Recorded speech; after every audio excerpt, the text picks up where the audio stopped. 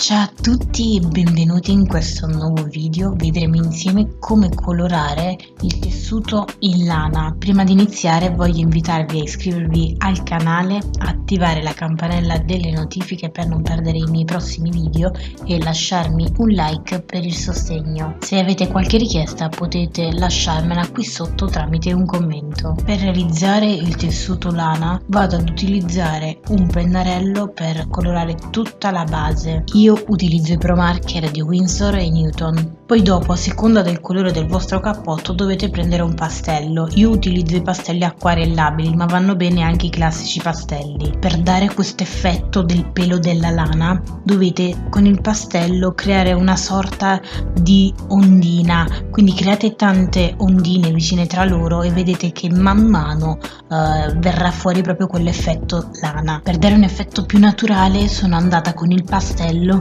a creare delle zone un pochino più chiare e in altre un pochino più scure, per andare a enfatizzare in alcuni punti, proprio per dare questo effetto molto più naturale. Disegnate il pelo in modo un po' più disordinato per dare un effetto maggiormente realistico.